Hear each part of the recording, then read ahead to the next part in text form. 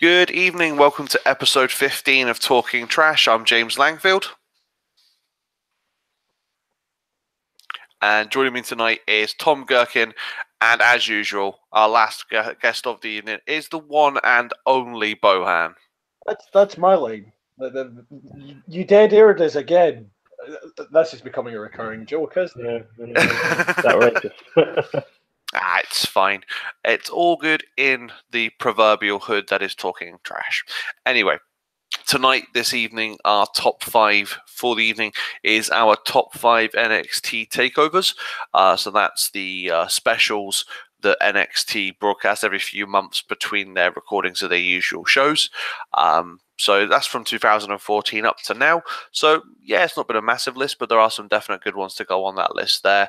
And once we've gone through that, we'll have a brief look back at what happened at Money in the Bank. So once we've finished our top 5s, if you don't want to hear any spoilers because you've been living under a rock, then you can turn off and then tune back in at a later time when you've emerged from said rock and watched Money in the Bank. Or, you could just tune out halfway through the show like undoubtedly half the audience did. I suppose we'll get to that, though. More than likely. Anyway, let's kick things off with Tom. Tom, what was your number 5 NXT TakeOver? So yeah, bit of a easy one to start off with. War Games for me, possibly a bit low on the list for some people. I think other people might disagree that it should make the list at all because it was a bit hit and miss. But yeah, I think the big War Games main event, the fun with the cages around the ring, that's what really tips it across the edge to me to make it into the list. But you've got a really solid card in there. You've got Sullivan, you've got Blackwood in their matches, you've got Dunn and John Gargano going up against each other. But the big match of the night is that four-way, Ember Moon winning the vacant title against, she's got Sane in there, you've got Nikki Cross. It's a really good match. No, I agree with you. War Games is in my list as well, but it's a bit higher up. We'll get to that later on. But certainly I can understand why it's there. Like I said, it's in my list. It is a fantastic pay-per-view there. What do you think about War Games? What about you, Bohan? Where's your number 5 hidden? Well, I'm in the same position as you here. It's much later on in my list. I have a feeling we might have a twin here, but I'm going to leave that alone because you know what? You've just ruined my fucking number 1, so I'm going to wait until I come to it to talk about it. Number 5, I had Toronto down. Now, I feel like I should point out that this list is in a bit of a hazy order because it's been fucking unseasonably and oppressively hot the last couple of days. So, I've probably fucked this in my brain, but I've gone for Toronto for number 5. Toronto was Rude versus Dillinger, AOP versus TM61 in the Let's Sell Some Playsets match, DIY versus Revival, Asuka Miki, and Joe Shinsuke.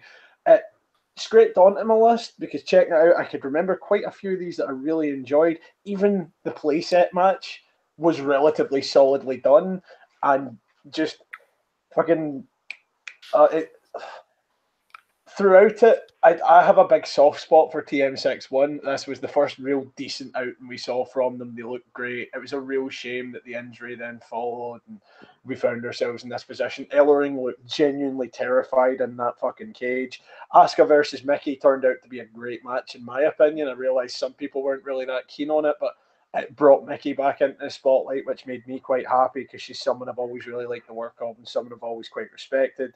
Samoa Joe versus Shinsuke was just a clinic. DIY versus Revival is a solid match that you can put on any card regardless of how badly it's going and pretty much, pun intended, revive it. It was a solid card. And Rude versus Dillinger, that really feels like where the 10 chance really started to take off in such a way that it made that boy someone who wasn't going to get released post-Mania, and I love Ty Dillinger, so I'm more than happy with that. Basically just a nice wee collection of my favourites getting good matches on the card. That's hilarious that you've put that in that spot because you and me have done a full switcheroo with our 5s and 1s here, it sounds like. Oh, Jesus, of course we have. I'll tell you why I put it so much higher up later on, though. I'll tell you why later. Yeah, no worries. Falls to me to close out the number 5s. My number 5 was TakeOver Respect. It was on October 2015. Bayley versus Sasha Banks in the first ever 30-minute Iron Man match for women. Main event, as well as the fact you had Asuka's NXT debut. It was a groundbreaking pay-per-view in the fact that women were the main event in that pay-per-view. It was the first ever Iron Man match for women. And until this year's Rumble, that match with Sasha Banks and Bayley was the longest women's match in WWE history. Those two have an absolutely fantastic chemistry together. They work well, both as best friends and then frenemies and then people who hate each other. That feud that they had in NXT is then carried on into the main roster, and it's just nice to see the fact that they can harken back to their history in NXT. And this was, like I said, a groundbreaking match. We'd never seen anything like this from women before in the WWE, and it just goes to show you that women can put on half an hour long matches, matches that last ages. And we were all captivated by that match.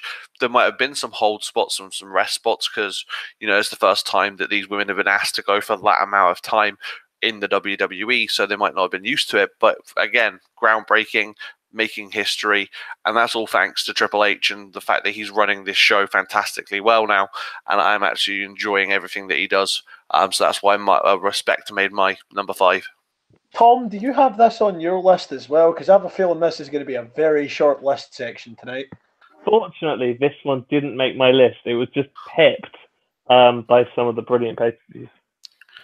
This made my list at number 3, and I'm just going to blare this one out already then, because that's twice my pick's been trumped before me. You're right, great card. The one thing that always really sticks me about that Bayley-Sasha match is that spot where she starts stamping the hand. That was fucking beautiful, and that has stuck with me as the image I've taken away from that pay-per-view ever since. It was a great show. Dash Wilder again, the Revival versus Balor and Joe, and the Dusty Rhodes Classic, and the final of that as well. It was such a good show, and it was American Alpha before they had no idea what the fuck to do with either of them as well. I mean, how have they managed to fuck that up? Chad Gable's a little charisma machine, and honestly, there's very few people that can work like him. They should never have split him and Jordan up at that stage. No, I agree there. Those two should never have been split up. They were fantastic as a tag team, and it was a shame. But carrying on with our list, I'll kick it off with my number 4, which is NXT Evolution from December 2014. It was the debut of Kevin Owens and his feud with Sami Zayn. One of the best debuts, coming in as a face, has his match, gets his nose busted open during that match, goes backstage, gets himself cleaned up. Then you have Sami Zayn against Neville with the career versus title match. So Sami Zayn going up against Neville, finally winning the NXT Championship. He gets the recognition and the respect of his peers. They all come out, they're all cheering him, carrying him on his shoulders. Finally, his best friend comes out. He's hugging him. It's like we've done it. We're finally here together. You've got the title, and then bam, Kevin Owens is a heel. Bye-bye. Sami Zayn's out. And it was an absolutely brilliant heel turn. Fantastic way to introduce heel Kevin Owens to an audience. And, he's just gone on from strength to strength. He was fantastic on the indies as Kevin Steen. He's come in as Kevin Owens on the NXT circuit. Been a brilliant heel. Gone up to the main roster. Carried on superb heel work. And he's just gone on and on and on. He might be languishing a little bit in the mid-card right now, but I don't think it's a matter of time before he's back in the main event picture again where he belongs. So that's why it made my number 4. Real tangent here. Did you see the video of him at the Shania Twain show? Oh, yes, that was brilliant. Tom, do you have this on your list as well? No.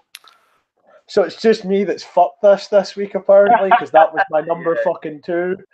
Wow. That's okay, man. We'll still carry on going. What made your number 4, Boham? My number 4 was the first one in Brooklyn. Again, this is one of those ones that was really more about how I felt about the show than probably how most people felt about the show. Liger versus Breeze. Massive pro wrestling mark. Getting to see Yushin Thunder Liger in an NXT ring was unbelievable. he performed just as well as he did when he was fucking 20, which is nuts. There was the Vaudevillains with Blue Pants, Blake and Murphy versus Alexa. Nice wee bit of comedy. Great to see Leva Bait, as always. We had Cruz versus Dillinger, which actually turned out to be a surprisingly good match over the course of it. We had Samoa Joe versus Baron Corbin, which really feels out of place on this card when you look at everything else. I believe the second Bayley versus Sasha Banks, or was it the first? And Balor versus Owens for the belt. Like, it was just a solid fucking card with banger after banger until we hit Joe versus Corbin. But even then, we got to see Corbin basically pass out. I can't say any fairer than that if I've got to watch a match with Baron Corbin. No, I can understand. I mean, Joe is always a consummate professional. He's a very good worker. But yeah, going up against Baron Corbin, a little bit out of place there. But know that you safe in the knowledge that you haven't fucked up your number 4, because that's not on my list anywhere at all. But Tom, what made your number 4? I went Brooklyn 3. We'll wait for Bohan's reaction. I actually don't have that on my list because we've literally mentioned everything that's on my list already. No, Brilliant. Brooklyn 3's not on mine either, so we're okay there. And we're safe. Listen, guys, Brooklyn 3 should be on your list, and here's why. All right, you've got some early matches. You got Peyton Royce, you got Dunn. Forget about those. CN Gargano. That is a main event worthy match, and it comes on early in the pay-per-view. That alone could have been for the belt later on, and CN goes on. That was a brilliant way to really kick things off and get into it. And from there, it just goes. You've got Sanity off for the pain. You got Black Itami, and we're hyped already because now we know we've got the 2 main events. We've got Asuka and we've got McIntyre. But Asuka Ember Moon. Let me weave a story for you here about Asuka Ember Moon. At this point, Asuka is undefeated. She's on top of the world, and Ember Moon has been built up and built up and built up as this person could do her. And Ember Moon's got a finisher where you think, oh my goodness, if she hits that, she's won. The whole match, you're thinking it could go, and then Moon gets a couple of near falls, and it's built brilliantly. That is a perfect example of someone losing a match and coming out of it like a superstar. Ember Moon, for me, after that match, came off as, oh yeah, she's legit. She's here to play. And obviously, her stock went up massively afterwards. That's one side of this pay-per-view. The other side of this pay-per-view is McIntyre becomes the new NXT champion over Rude. Do you know what I mean? The return of McIntyre to the big time. And then what happens immediately after it? Adam Cole, baby! Sensational pay-per-view. For me, 5 out of 5. No word lie. No, I can understand why that made you number 4. I'm actually surprised that the debut of Adam Cole, baby, did not end up on Bohan's list. I know, right? It's missed this list by an absolute ball hair, as we say up here. Like, it was genuinely an honourable mention that was going to force in there if no one had got to it. Honestly, you're not wrong. Everything's great about it. It just so happened when I was checking this out that Brooklyn 1 was the one that had the most vivid image for me. You know what I mean? Like, there are vivid images of Adam Cole, baby, our Lord and Savior in my head, and no doubt we'll get to that when we get to my number 1. But like when it comes to like sort of the shows, this was a real hard list to put the fuck together as well. Nah, definitely.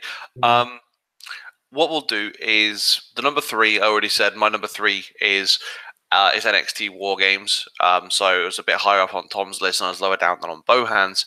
For me, a lot of the same reasons as to why it was in my list as why Tom was his number 5. But given the fact that, Bohan pretty much is our resident WWE expert and lover of all things WCW, will allow you to wax lyrical on War Games when it gets to your number 1. So what made your number 3, Bohan? I believe I already talked about it. It was respect, the stamping of the hand. Yes. We're good on that. So we're there. So number 3s have been done. Tom, what's your number 3? My number 3 is the antithesis. It was that bit where it's here because, for me, this is the moment when people started to think at WrestleMania weekend, I'm more excited for TakeOver than Mania. Dallas. This was the WrestleMania, which was headed up by the main event Roman Reigns Triple H for the title, WrestleMania 32.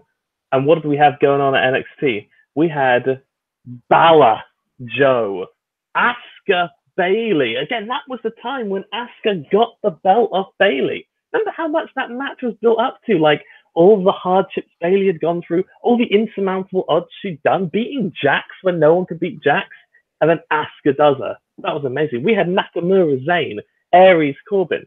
That was a proper pay-per-view for me, Dallas. And again, it's there because it was the turning point when it became people are more interested in NXT than Mania at Mania weekend. No, I can totally understand why that made your number 3 there. For me, it's not on my list, just because it wasn't one that not that I didn't pay much attention to. It was a fantastic pay-per-view at the time, but I just thought there were slightly more deserving ones in my list there. But certainly I can understand why it made your list. Definitely deserves to be on there, and I kind of feel like it's worth mentioning as well. It almost feels like Triple H saw what they were doing with the main event, knew how the crowd were going to react to it, and went, you know what, I could sit back on this, or I could absolutely fucking smash it and make them look ridiculous. He was like, I want that main roster job at some point. Smash it. Oh no, definitely. He definitely does deserve a main roster job at some point. He's running at 205 Live right now as well as NXT, so it's only going to be a matter of time. He's done the UK stuff. Sooner or later, somebody's going to have to go, come on, Vince, give Trips the chance. He's also hinting about poaching John Cena because he's made a product full of guys that John Cena wants to wrestle. Why isn't Trips running the company at this point? It really does feel like there's very little he does wrong, and when he does do something wrong, it's because he's running developmental, and you've got to give green as grass guys a chance to wrestle at some point. Precisely. But no, so we'll move on. Number 2. Bohan, what's your number 2? My number 2 is Our Evolution, the one with the worst fucking name. The reason it's Our Evolution, I'm just going to stop calling it that. I'm literally going to call it Revolution because that's what I did the whole run up to the fucking show because I refused to say it. But still, we had, again, a real hell of an opener when in fucking CJ Parker, or Juice Robinson as he's now known, and props to the boy for finally fucking taking the hint that WWE did not see what he could do and fucking off to New Japan. He's been incredible. Versus Kevin Owens. That was a real highlight in that boy's career so far, and it was nice to see Kevin Steen just turn the fuck up. Lucha Dragons versus Vaudevillains. I realise it's real hard looking at where those two teams have ended up now to think about it, but they managed to make Sin Cara look fucking decent. That speaks volumes in itself. Does it speak volumes, or was it because they got a different Sin Cara? It's a bit of both, because that mask is fucking cursed. You've seen it. Even Unico as Sin Cara has botched the shit out of that. Is it Unico or Camacho? I feel really racist saying that. I have no idea. Pretty sure it's Unico, but they replaced him, but he was still shitting that mask. That mask is a botch magnet. It fucking is. Charlotte Sasha, which was honestly it feels like every time I look at one of these cards, the real highlight of the earlier shows was those women's matches and why they were so sort of overlooked for the opportunity to be main event. They ended up main event because they stole the fucking show repeatedly. It just kind of is. It wasn't anything that was handed to them. Again, Neville versus Zayn. Oh, sorry, missing something here.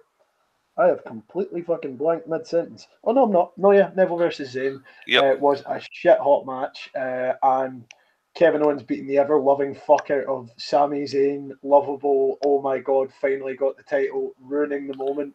It was pure stuff of Tommy Dreamer. It was basically looking at ECW and going, what was usable from that? Oh yeah, Tommy Dreamer's gimmick. He gets the belt for 3 seconds and then nope, fuck you, you're injured. Yeah, you did. It was a retelling of that story done in such fucking class, and it involved two of my favourite guys. The match itself was shit hot. Neville's never looked better. It's funny because the better a match you have at NXT, the worse odds you have on the main roster. It seems to really appear at this stage. But yeah. I can understand that. It is a shame because some of the top guys in NXT have then been put onto the main roster and either get languished down the mid card or chucked over onto 205 Live because there's nothing else for them. It is a shame. It is what it is at this moment in time. The sooner we can have a better creative, writing better storylines instead of rehashing old stuff constantly, then we're going to have more viewers and a better product that we can all enjoy again. That being said, Tom, what made your number 2? So this is probably going to be the most controversial pick of the lot. This is NXT London in the number 2 slot. I know, right? It just missed my list. It's not as controversial as you might think. Well, that's good. That's good. I mean, we've talked about a lot of good shows, and I haven't got Evolution or Revolution on my list at all. But the thing is, it was just a really good show. You've got Emma and Asuka having a properly good long match, but you look at the kind of matchups. There's almost dream match in there. Dawson and Dash against Enzo and Cass. Remember Enzo and Cass? Remember how good they were?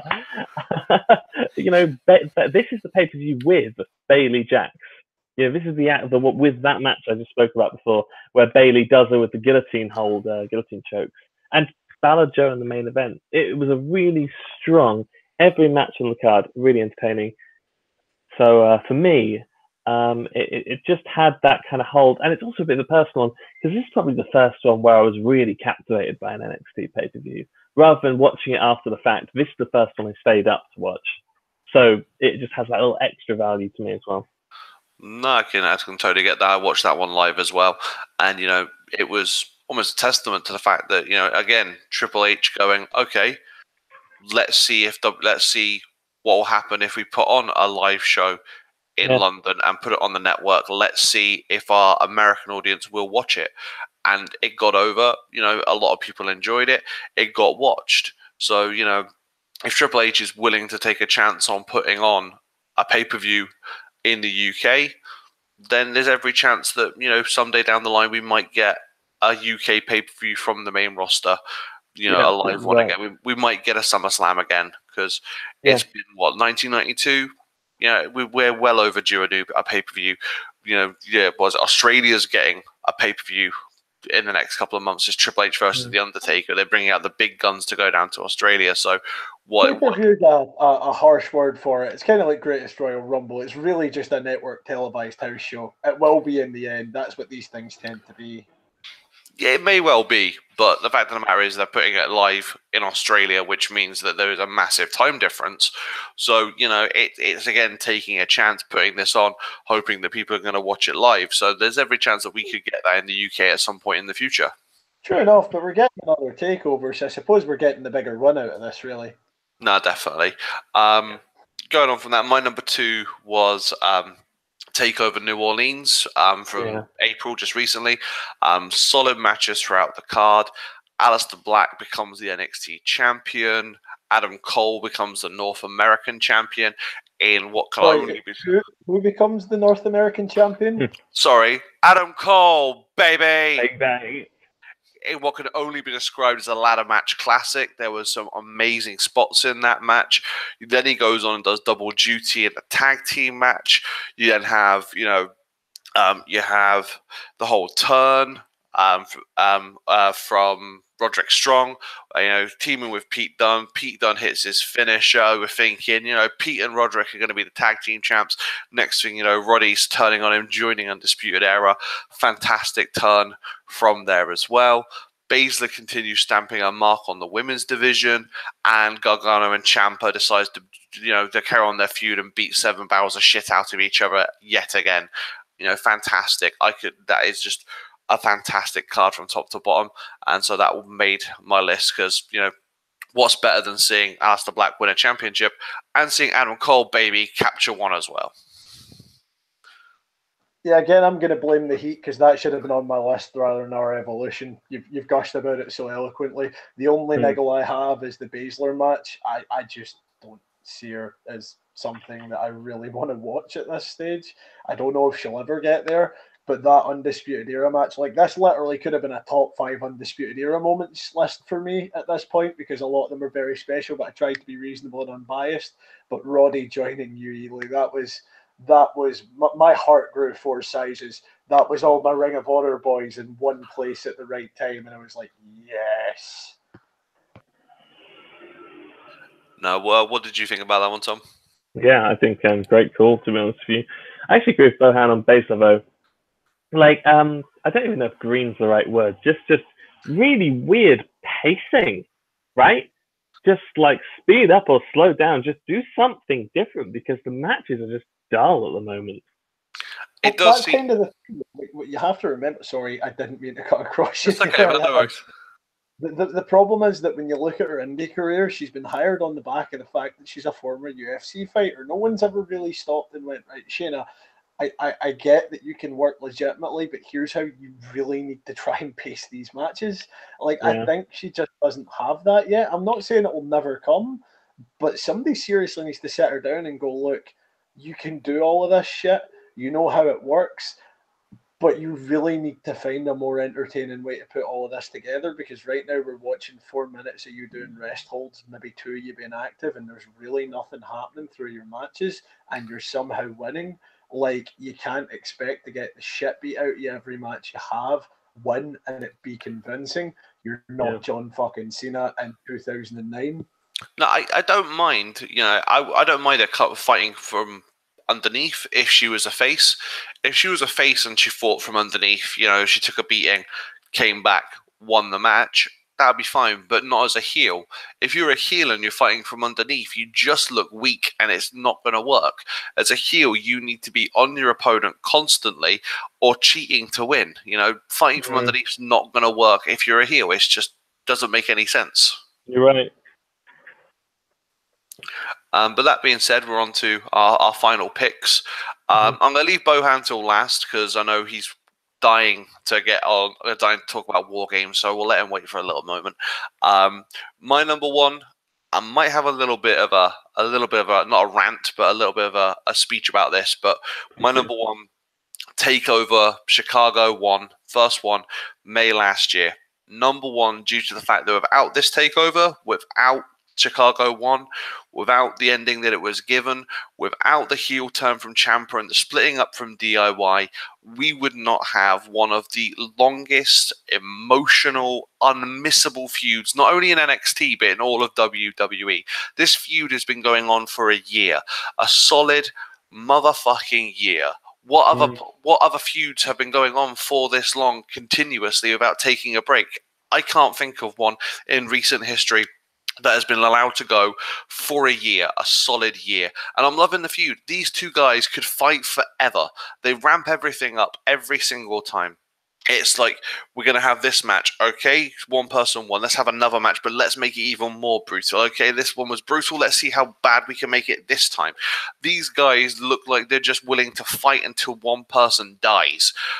And that is a testament to not only their wrestling ability, but their acting ability. They're probably great friends off stage, but in front of the camera, you feel that these two guys would willingly kill each other just in order for one of them to come out on top. It wouldn't matter. They look like they have genuine hatred for each other. And so I would either love to see this feud go into the main roster, or if they're gonna cut it at NXT, have another takeover with a 3 stages of hell match, just 3 absolutely brutal stipulations in one match, and finally have somebody come out on top, winning that feud and saying, right, we are done. We are not fighting ever again. I am better than you.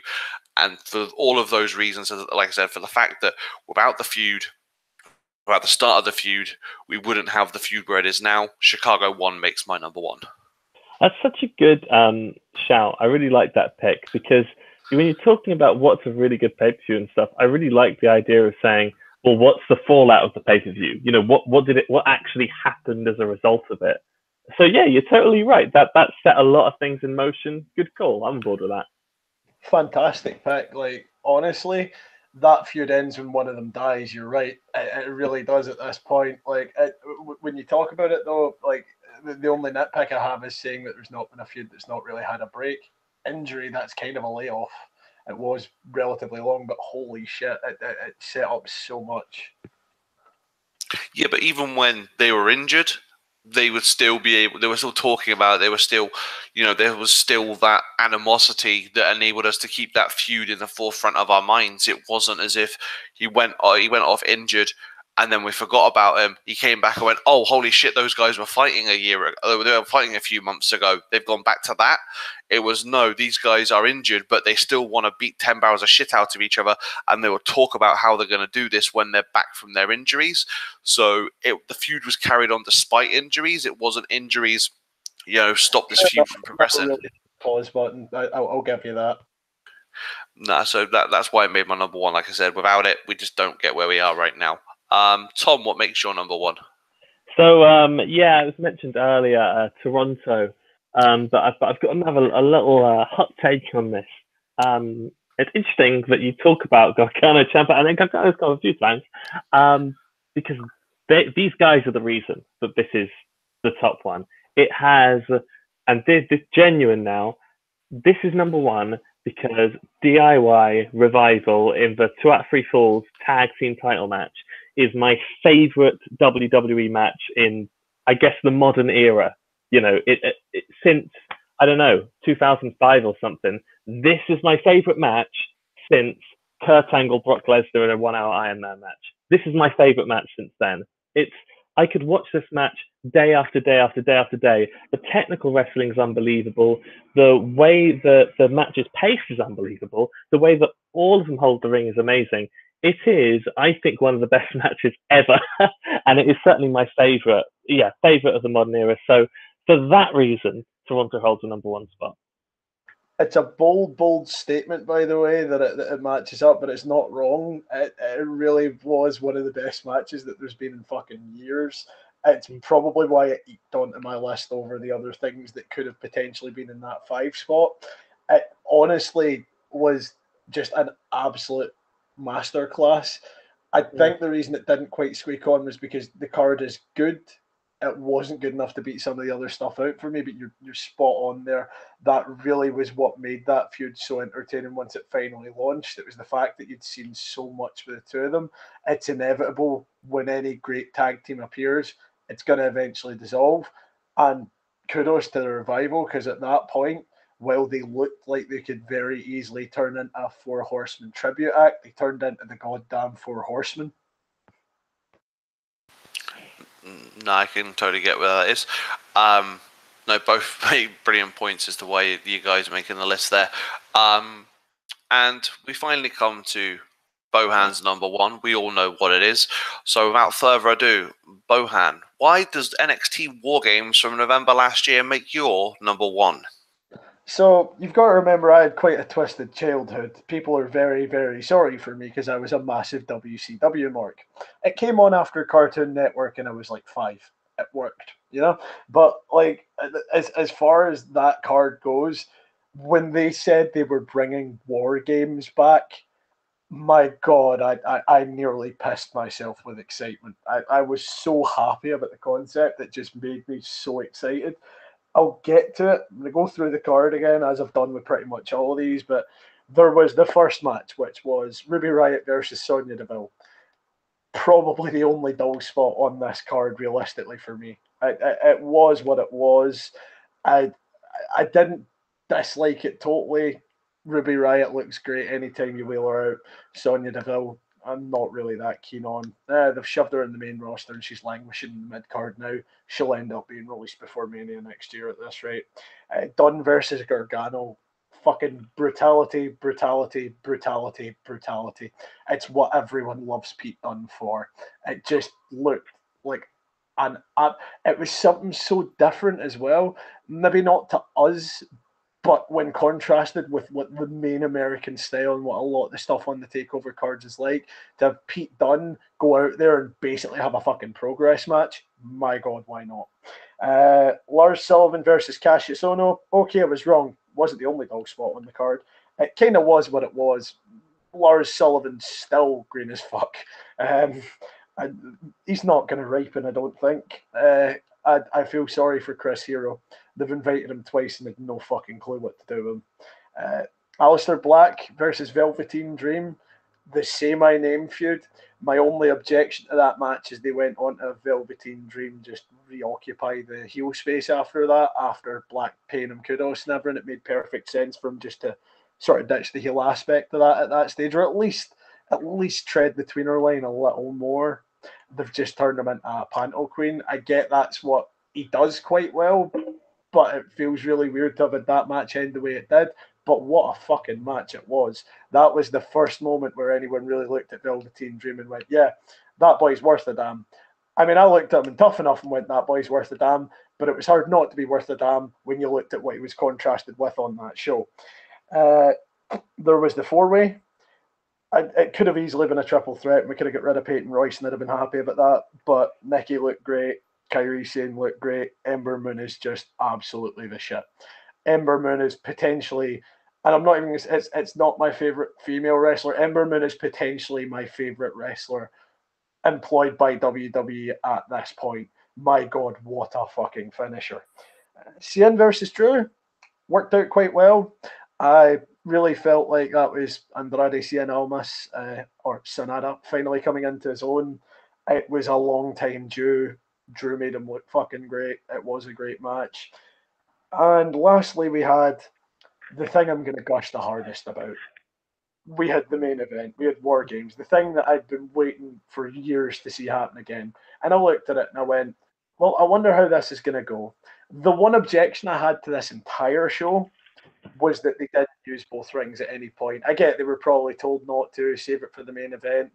But again, I'm talking about WCW shows. What was planned to be booked and what was meant to happen very rarely happened anyway. So, yeah, I suppose. But Undisputed Era, Authors of Pain, Sanity. That in and of itself was three real combustible fucking elements. This was just car crash spot after car crash spot. That's not always great. Spot fest matches can get to be a bit of a drain. They looked at what WCW did with War Games and went, how can we recreate that for a modern audience? They did as good a job as anyone ever could have done it.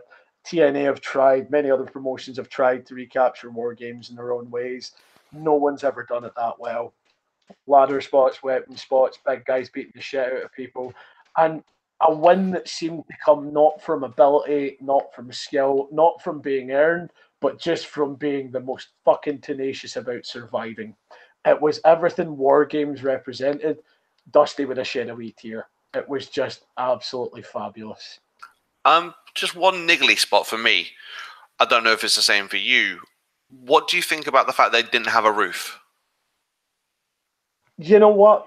At the same time, while I felt like it should have been there as a traditionalist, I understood it not being. For what it's worth, the roof worked when no one had to go near it. But we live in an era now where people see a roof on a cage and they expect you to go on it. It's Chekhov's gun. And it wouldn't have really been feasible to shoot that as well as they did with a roof as well. I understood for logistical reasons why it didn't have it. It's a shame that it didn't have it, but it made sense in the end.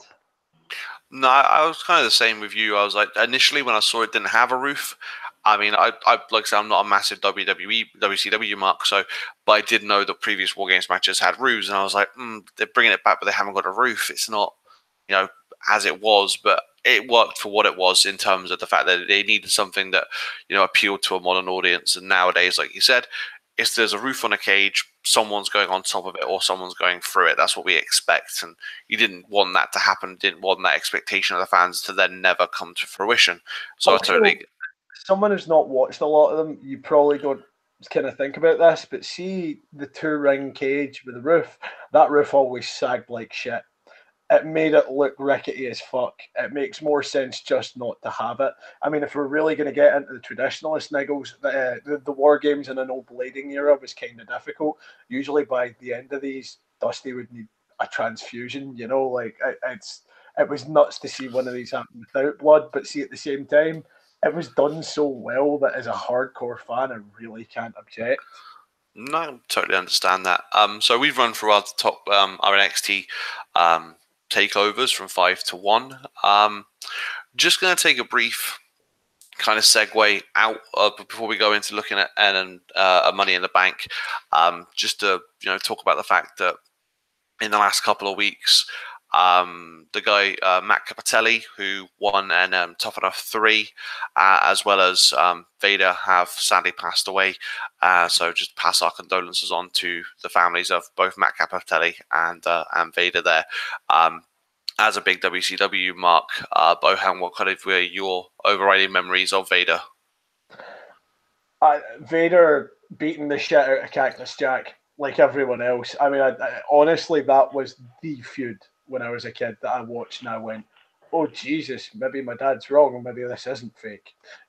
I get that he was trying to break his fucking nose so he could claim the Lloyds of London policy. I've read the book, but see, at the same time, the two of them went hell for leather on each other.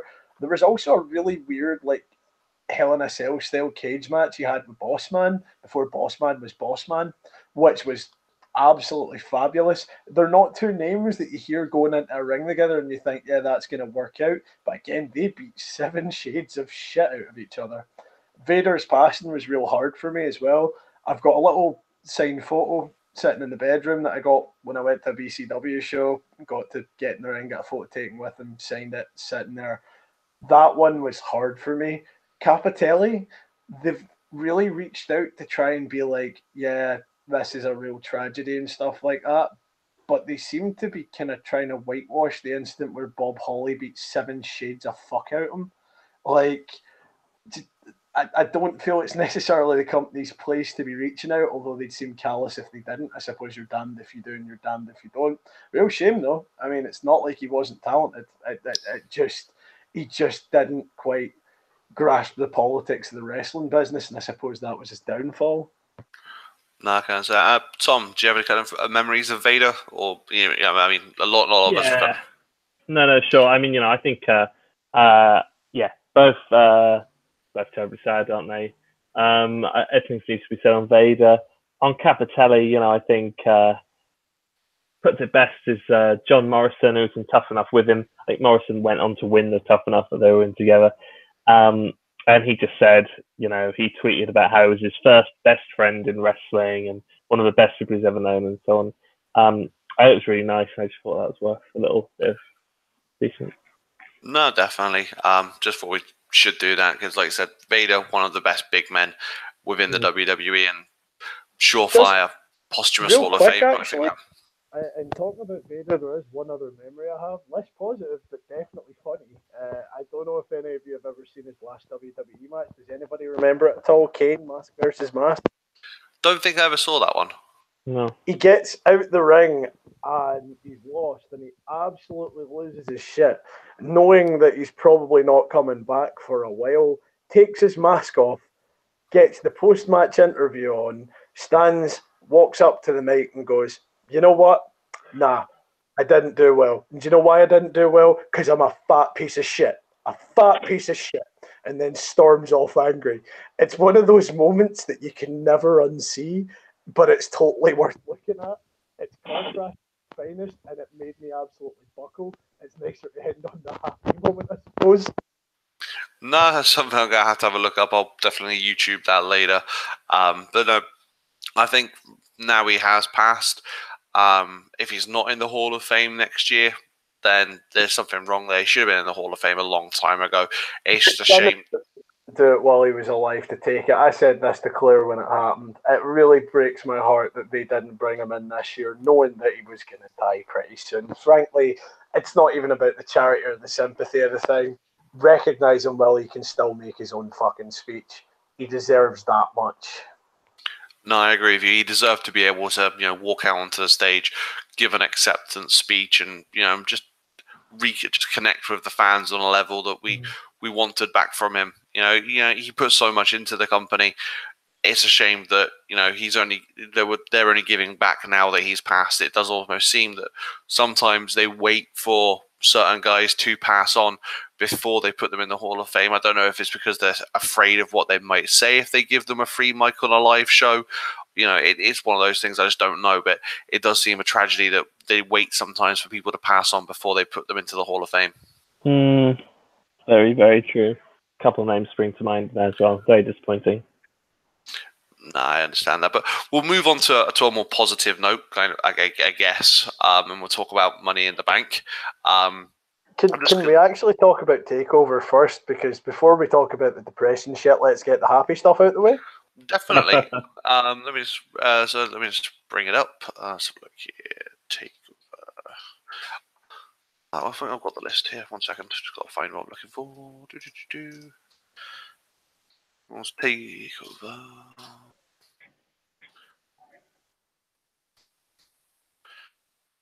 Do do do do There we go. NXT TakeOver Chicago 2. And this was your Fandango intermission. Right, so let's start it with so there's a couple of dark matches before it started. I know neither of us wouldn't have seen them. It was Bianca Belair beating Dakota Kai, and the War Raiders defeated TM61, who are now calling themselves the Mighty. Yeah, they should have just did it in the first place, because you can get away with skirting that line of copyright by going, "We are the Mighty, and the Mighty don't kneel." You're not calling yourselves it at that stage. It's grey, but probably you could get away with it. I don't know why they didn't in the first place. Somebody want to tell me why that Bianca Belair Dakota Kai match didn't make air? Like that's fucking great. Oh no, it was taped for. Oh yes, it did. Those were the two episodes. If you watched NXT after Takeover, those were the two matches that got recorded. So what happened? I'm gonna have to go back and catch that show behind. Yeah, because basically the NXT show after a Takeover is always just a recap of what happened at Takeover and a couple of pre-recorded matches. So after that, when it was the main show, first match of the night, it was Undisputed Era, consisting of Kyle O'Reilly and Roderick Strong, defending the NXT Tag Team Championships against Oney Lorcan and Danny Burch. For me, this match was probably one of the matches of the night. You could clearly tell that the Chicago crowd were well behind the Undisputed Era. They could not have given less of a shit about Oney Lorcan and Danny Burch. And then it seemed like Oney and Danny looked at the crowd and went, "You guys don't care about us? We're going to put on such a fucking good match. You will care about us come the end of it." Yeah, the only good match on the card for me, to be honest with you. I thought it was a really boring pay-per-view, and I got more and more bored as it went on. But I thought this was a good match, and I probably just filled me with false hope for what was going to come next. I thought everyone looked really good. I thought it was very entertaining start to finish. A couple of good near falls. Easily best match of the night for me. It really is a death sentence putting anyone in the ring with Undisputed Era at this point, especially if you're trying to portray them as faces. You're never going to manage that. I don't know why they fucking bother. I really don't. Just accept that you've got your kill guy heels and they're going to be what they're going to be. They've built that on the indies and you're marketing this to a crowd who follow that shit. You're never going to get any other reaction out of Adam Cole, baby. No one wants to boo the man. How can you possibly want to boo the man? He is just charisma incarnate. Great match, though. I mean, fucking poor Oney Lorcan fucking looked like he had no idea where he was by about the end of it. It was fantastic, though. I don't know where your dislike for the card comes from, Tom. Maybe I'll remember as we start talking about the rest of it. I mean, it's definitely one of the weaker takeovers that there's been. Still didn't feel like a bad show, though, I don't think. I just agree with Tom as well. I kind of enjoyed it. Next match on the card was Ricochet versus Velveteen Dream, and I like this match. You know, these two guys trying to outdo each other, using each other's moves, just neither one willing to really give up and quit. And then you've got Ricochet just knocking out a 630 to end the match. And, you know, I'm really enjoying Ricochet's run. I think I saw him once at an ICW show live, and he ended up, you know, springboarding into the crowd. Kieran Logan, I was in the seats for that. That was fucking nuts. Exactly. You know, he is absolutely crazy, and I'm liking everything he's doing right now. I am ridiculously surprised that WWE allowed a 630 to be included as a move, given the fact that they were so reticent to reintroduce a 450, and now they're allowing a guy to do a 630 is actually it's progress. You know, it's something that's going forward, and I'm actually quite enjoying seeing, you know, Ricochet have the freedom to do the moves that he's known for. I thought it was a really good match, and Velveteen Dream seems to be coming on well and kind of, you know, fitting into this kind of androgynous kind of prince almost like character that, you know, people are liking. You know, it was kind of a very split crowd in Chicago between Ricochet and Velveteen, and those two guys put on a very good match. It lasted over 20 minutes. It was actually longer than the tag match. I thought it was really good. I enjoyed it myself. Yeah, so I don't mean to say that this match was bad by any stretch of the imagination, and Ricochet is a very entertaining wrestler. But it went really long for me. I disagree that it was good. It went that long. I think it went on a bit, considering that there wasn't really anything on the line. I don't think it had any real right to go as long as it did, and I would have called it much earlier. I don't think you're wrong, actually. I see both your points, but my problem with the match was it didn't have nearly enough flippy shit per minute, and it had Ricochet in it. I mean, honestly, yeah, I'm a mark for that shit. I love the Young Bucks. I love fucking... there are a few Spotfest wrestlers who can do it so well that you forget that it's Spotfest. Ricochet's made his name doing flippy shit, and they're like, you can do flippy shit, just please do a little less. It really seems counterintuitive to hire the guy who ultimately is like sort of the best at that shit in the world and tell him to do less of it. It's like hiring a NASCAR driver and sticking him on a fucking bike. No, it does seem a little bit sometimes that they are, you know, pulling them back. But hopefully he'll get some more freedom to do more as it goes on. Next on the card, it was Shayna Baszler defeating Nikki Cross to retain the NXT Women's Championship. I was a little disappointed that Nikki didn't win, but the overarching thing that I'll remember from this match is Nikki Cross realizing she can't get out of the sleeper and smiling, then passing out. It was just a brilliant, you know, level of insanity from Nikki Cross. I was disappointed that she's not with Sanity right now, but hopefully she'll get a run with the Women's Championship, drop it at some point in the future, then go into Sanity, as Killian Dane has still said, that even though she's still in NXT, she is still part of Sanity. So hopefully she'll get called up to Sanity at some point in the future. But like I said, that kind of whole, you know, can't get out of the sleeper, I might as well just pass out with a smile on my face, was a nice bit of weird insanity that I really enjoyed. Oh yeah, you know, that harkens back to Mick Foley era days, doesn't it? Oh, instead of tapping out to this, I'm going to give myself the mandible claw so I go out. Yeah, for sure. That was fun. But I think we've already talked about my distaste of Baszler at the moment. So, yeah. And mine's, and this was a perfect fucking example of it, to be honest. Like, I wanted to enjoy this match, and I found myself genuinely enjoying this match at points. And then we just kind of somehow cut to that finish with nothing to really build towards it per se. There's little bits of offense for Baszler, mostly fucking rest holds, like I said. And then we get back to that ending where she's in the sleeper.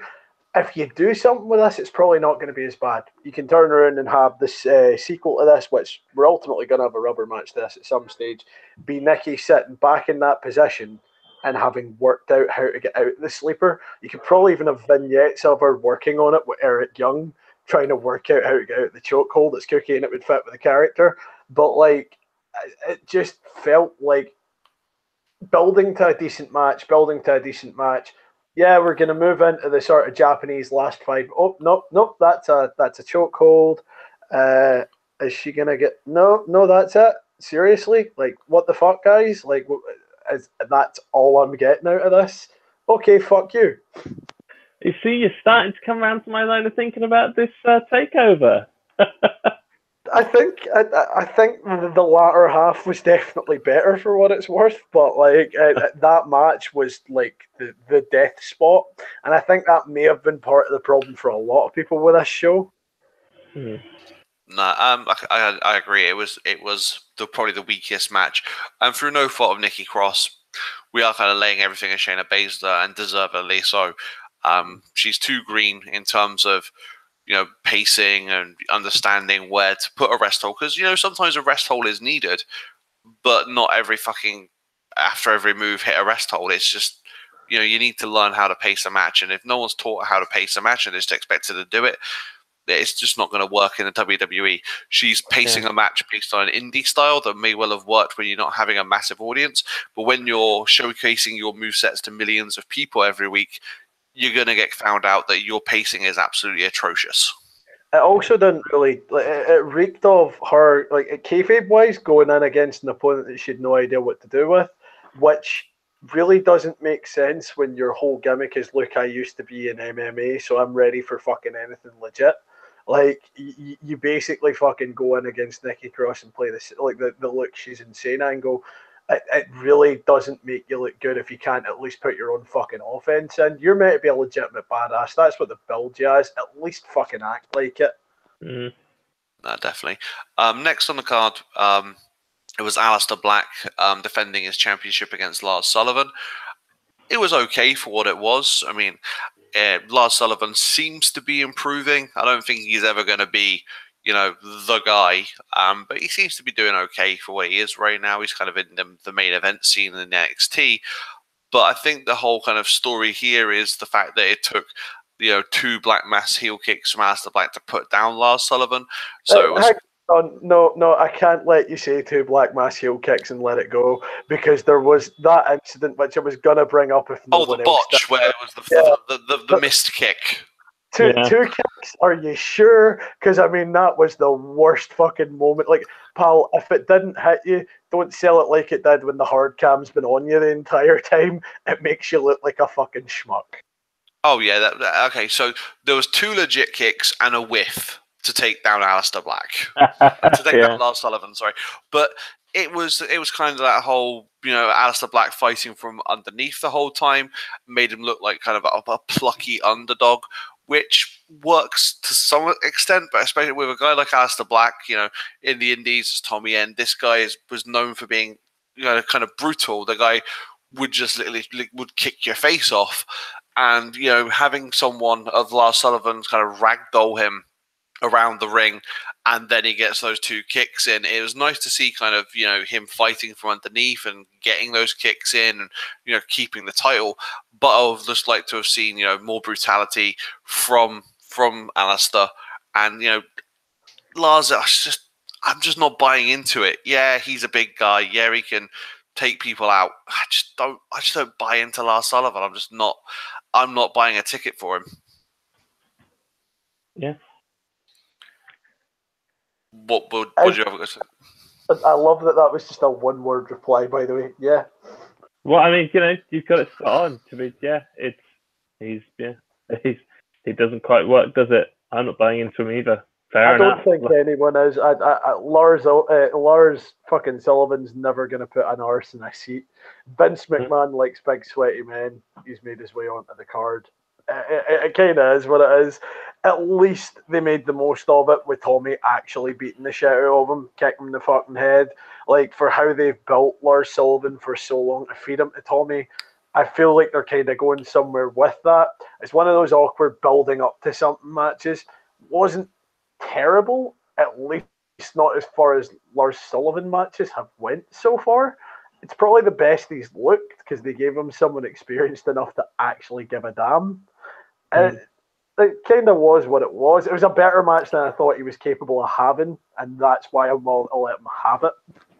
No, I agree with you. I was surprised that was it Lars getting better, or was it Aleister dragging a good match out of Lars? I think the answer is probably the latter rather than the former, realistically. More than likely, I was going to say it's probably the latter. But moving on, we had the main event, which was Tommaso Ciampa against Johnny Gargano in a Chicago street fight. That match, for me, I love the feud. So that match for me was fantastic. I loved everything about it. I loved the psychology in that of telling the story of these two hating each other so much that they'll go to any ends to do each other in. And the fact there was a street fight, you had no rules. You got Ciampa cutting away the mat to then expose the bare wood in the ring. And then you kind of, yes, it telegraphed in the fact that this has been done, so we know we're going to see something get done with this at some point in the match. And then you have Johnny Gargano delivering that white noise through the table, kind of echoing last year when Ciampa did it to him. It was a nice kind of harkening back to, you did that to me last time, I'm going to do it to you this time. And then it was the whole Johnny Gargano let his emotions get the better of him. He didn't just want to win this match, he wanted to put away Ciampa to the detriment of the fact he lost this match because he took his eyes off the prize. All he cared about was doing away with Ciampa. And the whole thing about Ciampa is he's a fantastic heel. He is one of the best heels. He knows how to get a crowd to hate him. He knows how to work a crowd. And the fact that he had that whole kind of that mentality of, yeah, okay, I'm gonna let Gargano get rid of his emotions on me, and then when the time comes, I'm going to deliver that DDT onto the exposed wood, and I'm going to win this match. So yeah, Gargano, you get your emotions out, but at the end of the day, I still beat you. And it's another one that kind of pushes this feud into another level. Where are they going to take it from here? And I'm so excited to see where it goes. And so I thoroughly enjoyed it. The fact it lasted over half an hour as well did nothing to dampen that spot for me either. It's a good call, to be fair. It was a good match. I mean, this was a good match. The rest of the pay-per-view, but the tag match in this one were entertaining. It was long, but it was entertaining the whole way throughout. I love the finish, as you said. I love stuff with Stretch at the end as well. And I love that it sets up the rubber match. You know, we know we're probably going to get one more and just one more. And let's hope it's, you know, what are they going to do to top it? And you were chatting earlier about 3 stages of hell. I think that's starting to look more and more likely, isn't it? That was James, but yeah, it really is. So, I mean, nice try to segue though. I appreciate that. Fucking that match was honestly like going into this match. I genuinely felt like, why the fuck are we having this? Didn't we just have the big blow off to this, the unsanctioned match? You know, like didn't this just happen? And I was kind of sitting, waiting to be disappointed and for it to fall flat and suffer from sequelitis, and it really didn't. It went places where I really didn't expect they were going to go. Ciampa, being absolute fucking panto level villain heel, managed to reignite this feud in a way that I wasn't sure it was going to be possible to do in the run up and in the match. Like fucking him hitting that DDT at the end was absolutely fucking beautiful. I love Tommaso Ciampa. Tommaso Ciampa, despite being the heel, is the guy I'm rooting for through these matches. Seeing that moment just popping up, DDT, boom. I have sold like I'm dead. Oh, here I go. You're fucked, pal. It reeked of genius. Like, it made him look like the smartest person on the fucking roster. It was so good. It was so comically heelish, but it was also so fucking serious at the time as well. That match was great. It was full of spots where it was kind of like, oh Jesus, how do you escalate beyond this point? To your point about him cutting the mat away a little early, the problem is, when is the right time to do that in a match like this? Because at the end of the day, you want to be seen to be trying to kill the guy as early as possible. That's how you built this feud. That's what you're trying to do. It's Chekhov's gun as well, because we'd be raging if he'd cut it open and it never got used. We knew it was going to get used. We knew it would eventually come there. How it factored into the finish, though, was fucking magnificent. Oh, no, I 100% agree with you. This, for me, has been a fantastic match, one of the best matches I've seen in a long time. And we now have kind of Ciampa inserting himself into the main event scene, wanting to challenge Aleister Black. But part of me thinks that that's merely kind of a stopgap. And as soon as Gargano comes back, those guys are just going to go back to that feud. And we're going to get a final match that finally puts it to bed once and for all. Should be for the belt at that point. That would be good. You know, if Ciampa takes the belt from Black, I would have no issue with that if it was done in the right way.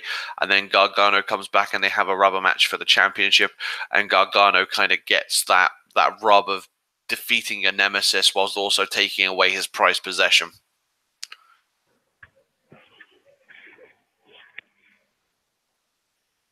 Yep, great. Wholeheartedly.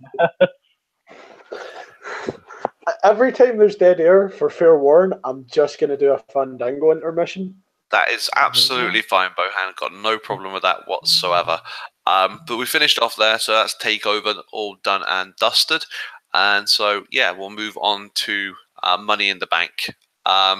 Did either of you guys watch the pre-show? No. No. That's fine. No. I had a whole card to get through and very, very little fucks to do it with.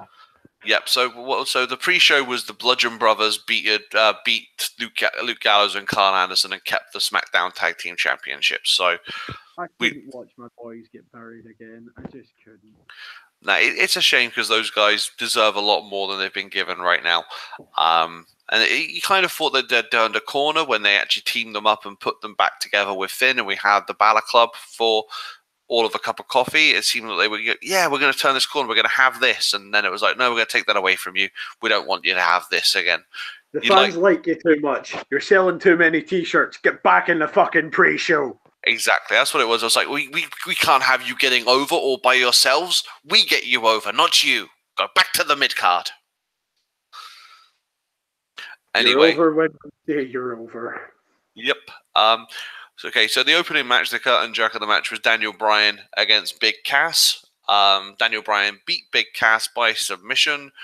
Everyone was I was expecting this to be a Big Cass win and then having a Daniel Bryan rubber match at Extreme Rules, but it would seem that Big Cass put his foot in his own mouth, got himself fired, and so they just had Daniel Bryan win. Yeah, it would, wouldn't it? It would seem very much that they were like, I think the decision was made prior to this pay-per-view because there's no way the paperwork gets filed in a day and you come to release terms at that stage. This was very much a case of, we're planning on sacking you. Apparently, he was a bit of a dick on the European tour. Went out, got drunk in public, made an arse of himself. Son, you've a long way to come. You'll probably do 2 years at TNA, come back to NXT, and maybe have a fair shake at it this time. But you really didn't do yourself any favors. Why they booked this match again was beyond me. Daniel Bryan's finally back. Everyone's really excited about this shit. And what do you give us?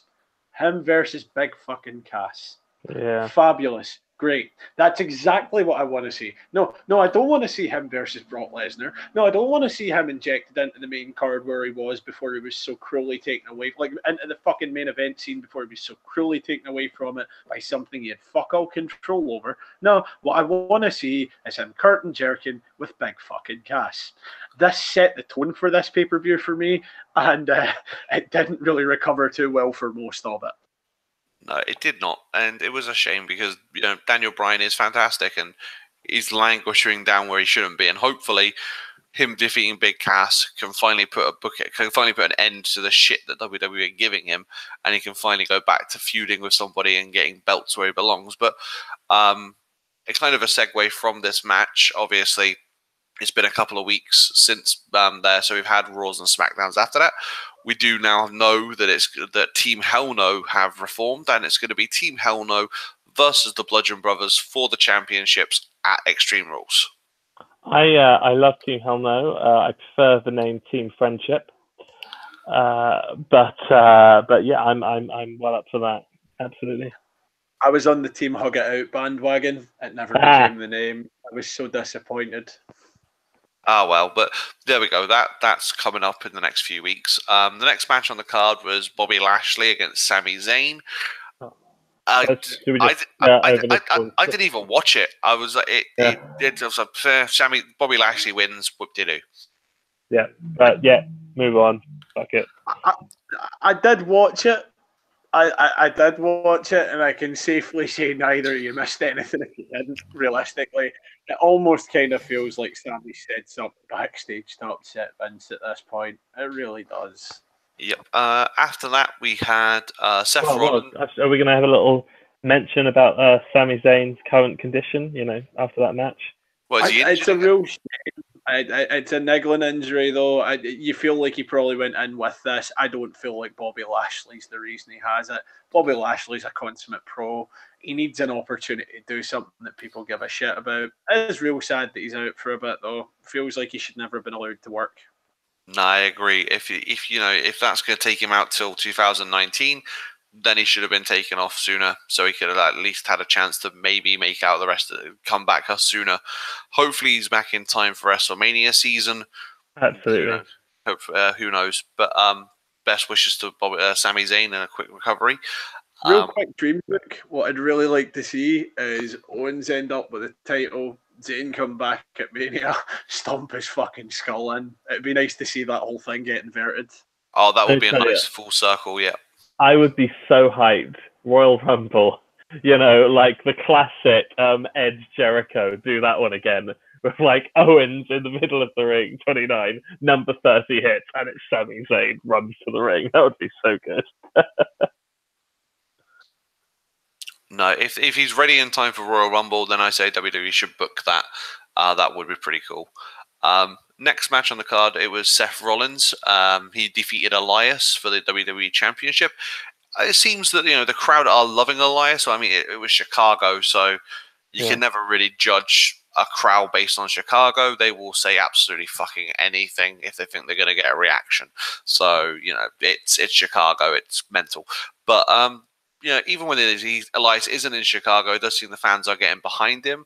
Whether or not that's going to result in turning him face, I doubt it, because he's still able to get boos when he insults the city that he's in. But it does seem that WWE are kind of pushing Elias in terms of this. I think maybe this might not have been the last match he's going to have for the Intercontinental Championship.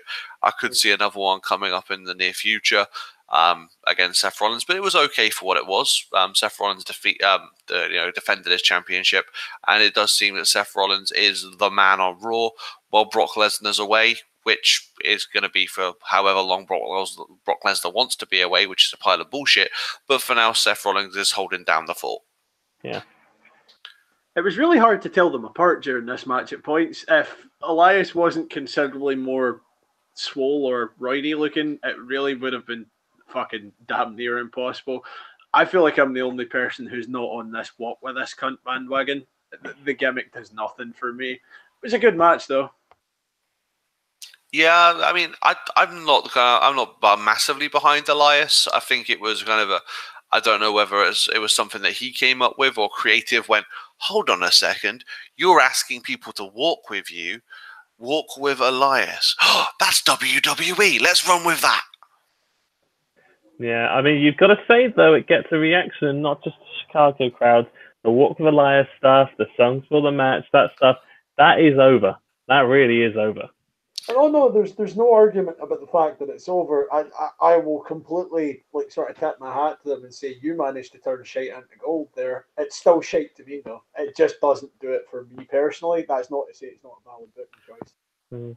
No, because after that we had the women's Money in the Bank ladder match, and so that was Becky Lynch, Charlotte Flair, Ember Moon, Lana, Naomi, Natalya, Sasha Banks, and Alexa Bliss.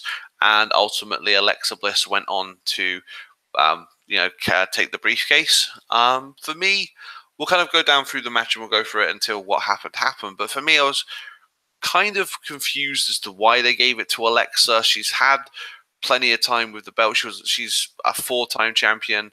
I'm not going to spoil anything till we get further down the card, but it was a bit of a confusing booking decision for me as to why they gave it to her. I would have rather have seen someone like Becky take it. Maybe even Ember Moon, or have a complete swerve and give it to Lana. But for me, it was a bit confusing, but it was good for what it was.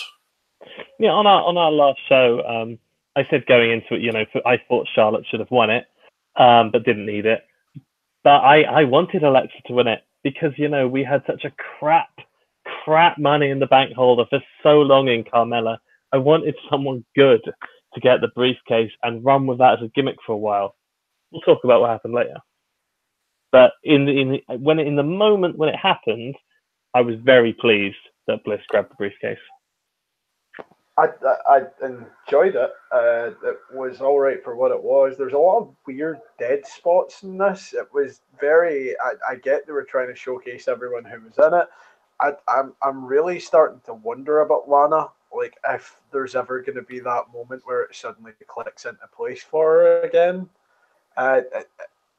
There was some of the shit that went on in this match that was kind of unnecessary. Some of it didn't really make a lot of sense. There's a couple of weird botches, like Sasha bringing down the ladder because she didn't hit it. Like, it wasn't terrible. It was kind of average, which is sad for something like this. as soon as I saw Bliss win, it kind of telegraphed where this was going for me because I managed to do the mental maths. I know we'll get to that, but like as soon as I saw it, I was like, okay, I really wanted Ember Moon to win. I really wanted Ember Moon to win. I really feel like it's going to be real sad when she ends up like every other NXT star who's like fucking amazing, comes up to the main roster and they have no clue. And it is a shame. Like I said, I would have liked to have seen Ember Moon take it, or even Becky. Becky seems to have been kind of on a roll recently. It would have been nice to see her win it, but unfortunately that didn't happen. Next on the card was 15 minutes and 44 seconds where fuck all happened. Wasn't it? It was weird because on mine, it went after this match. It went straight into Carmella Asuka. Went straight. It just immediately. It was fascinating. I am so happy I'm not the only person who skipped this shit show. Like, literally, as soon as I saw the entrances starting, I did skip to the end to see the result, but I was like, there's no fucking way I'm watching this. There is no way.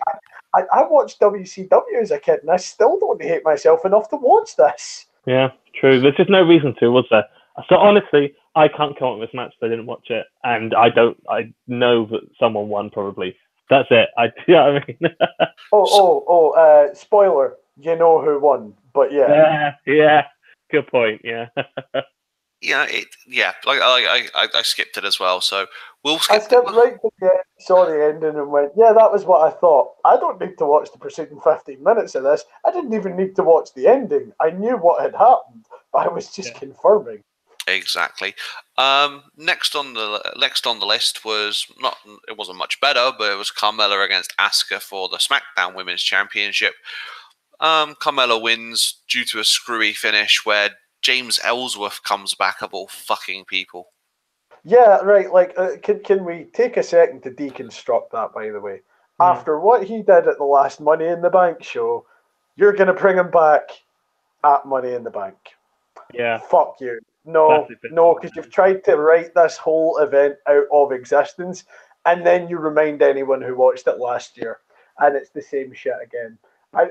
Bringing him in is not going to recover her. It worked until you fucking jumped the shark and he climbed up that ladder. If you want to bring him back and have him be a job or have him get the shit beat out of him or anything like that, he's entertaining enough. I loved the feud he had with AJ. I don't have a problem with James Ellsworth. I have a problem with you having him in your women's scene after what happened. Just get him to fuck away from it now. Makes no sense to me. The only thing they could possibly do that would salvage this championship reign would be if Asuka, pulls out Enzo Amore as they do it like a mixed tag thing. Because honestly, I just don't know what the point is of this anymore. Get Carmella the fuck away from that title. She has shit matches. She cuts shit promos. And the stuff she's been doing with Ellsworth since he came back is what everyone expected it would be. Boring as fuck. What the fuck happened to her as well? Because, I mean, yeah, she was having short matches down at NXT, but the matches she was having were by no stretch of the imagination bad. They were a damn sight better than this. Like, she's capable of so much more. It breaks my fucking heart to see. It's a very different... I was just going to say, it's a very different world when the crowd are really behind you. And, NXT, she was with Enzo and Cass. So she had that music, the music hit. She came out, the crowd were massively into her, how you doing, etc. When that's not the case, when you go to the main roster and you kill that gimmick and you do something different, well, if the crowd aren't cheering, you lose interest quickly. Some people are meant to be baby faces. She really probably is one because the best work that she does, her style work, at the very least, is very heavy baby face tendencies. Just, if you're going to keep the belt on her, sort it the fuck out. That's all I'm looking for. There's no reason you can't have Asuka go full heel for a wee bit and turn back. It's kind of already in her nature anyway. Like, either flip the script or get it to fuck. But get Ellsworth the fuck away from her. Yeah, I was dreaming before this match that it was going to be, 30 seconds long. Asuka was going to rip the shit out of her, and then it'd be Asuka's title reign. I think we're just going to have to wait a little while until it is. Probably they really booked themselves into a corner here as well. Sorry, it was really a case of they had to get that fucking briefcase used before it was too late, and they wanted everyone to forget about Ellsworth before it happened. This has been a big knock-on effect from a terrible booking decision. So to inject them into it again is really, really fucking infuriating. I know, it's ridiculous. After that match, we had the last man standing match between AJ and Shinsuke for the WWE Championship. This match was probably the highlight of the evening. It was hard hitting. It had some fantastic spots, and it had kind of AJ, using Shinsuke's gimmick in the low blow, and then that fantastic, phenomenal forearm off the top rope through the announce table to finish. It was a great match, and it was the longest match of the night. It lasted half an hour, but it didn't feel like half an hour. It had fantastic pacing. It worked really well, and like I said, I think it was the match of the night. Oh, no doubt. Love the finish. Last man standing matches always run the risk of that 10 count finish taking a little too long. But this one, the moment he hit the move, you knew that was it. And so you were on board to count along. It was lovely, lovely finish. And of course, he had the, AJ hitting his finisher off the steps as well. Like, nice little callback to TNA when he did that off the ramp through the table. That was really, really cool. I liked that. It was a great match. I loved it. I was really worried going into this again that we were going to get classic WWE booking. This was going to end with a double low blow and 10 count again. It was a weird way to set up for it, but I mean, at least you managed to do what you needed to do with this. The pair of them work so well together and always have. It's real interesting to see the script flipped and Shinsuke's the heel now, really. I mean, not to say AJ was necessarily a heel per se in their feud in Japan. It was kind of hard to call him with the reaction he got a heel in any sense of the word, but it was the intent. It was a fantastic match. It worked out really well. I was kind of disappointed Shinsuke didn't win, but I'm always disappointed when Shinsuke Nakamura doesn't win. That's not a comment on anyone else's ability. It's just that I fucking love Shinsuke Nakamura. I do. And I want all the best for him because he's such a fabulous human being and a great wrestler. It was absolutely fantastic.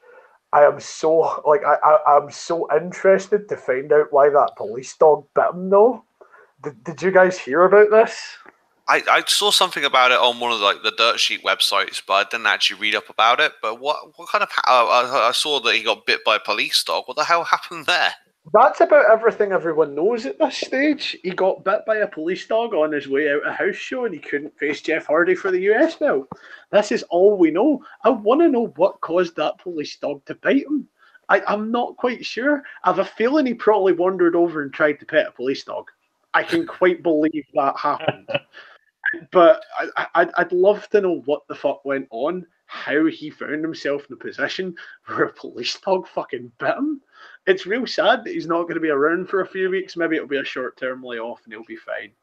It was a great match, though. Coming back to that, the finish was. Oh, here we go. I'm just just looking. Police issue statement about a bomb-sniffing dog that bit Shinsuke Nakamura. And it literally says nothing other than he was accidentally bit by it. Mm-hmm. That's pretty much the crux of the statement that was released. It was literally all the information we already knew confirmed, which must have felt really nice for the dirt sheets for once to have said something like this and for it to come out like that and the police be like, yeah, your version of events is definitely what happened. Yeah, their statement was on Monday, June 25th, officers of the Bakersfield Police Department Explosive Ordnance Disposal Team were conducting a protective sweep of the Rabobank Arena in preparation for the WWE Live SummerSlam Heatwave Tour. During the sweep, the EOD team, which consisted of an explosive detonation-trained K9 team and bomb technicians, entered an area of the arena where an employee of the WWE was present. The K9 entered the room to sweep for the presence of any explosive material. As the sweep took place, the WWE employee was accidentally bit by the K9. The employee sustained an injury to his lower left leg. Medical aid was immediately summoned to the scene and the employee was transported to a local area hospital for medical treatment. Must be those explosive kicks. Channeling my But yeah, so basically, a dog walked into the room where Shinsuke was and accidentally bit him. Who knows why? I have a feeling that he was playing with the dog and the dog probably got a bit more rambunctious than it ought to because it doesn't get played with much. Service dogs aren't really there to be pet. I have been told this numerous times. Yes. Apparently, it's really frowned upon when you walk up to a drug-sniffing spaniel, look down at him, and go to reach your hand out so you can sniff it so you can pet him. So the police tell me. Fair enough. But anyway, next match on the card, it was Ronda Rousey against Nia Jax. During the match, Alexa Bliss causes disqualification by hitting Rousey with the briefcase, so Rousey doesn't get the loss, but also doesn't keep the championship. Alexa then proceeded to beat up everybody with the briefcase, and then beat Nia Jax by cashing in and taking the championship. Prior to the cash-in, I was actually pleasantly surprised of how Ronda Rousey handled herself in her first proper singles match. She sold really well. She got in her offense really well. She has been pleasantly surprising. She also finally got a that fit. Yes, she did get stuff that fit. But what kind of been your kind of feelings as to how Ronda did in her first proper singles match? You take this one first, Tom. Okay, I think the build up to the match was bizarre, and I spoke about it before. It made no sense that Nia would say, "Hey Rousey, let's have a match," for my belt. That's just weird. But when it came down to it, in the ring, I think she was fine. I don't think she was brilliant. I think I was surprised in a good way that she was able to at least hold up. And I don't think it was too long before the disqualification and the eventual finish. That probably, by the way, makes the most sense. But to your question, to your point, Rousey, I would say passable would be the best. There's something to build on there, and you can see she's improving.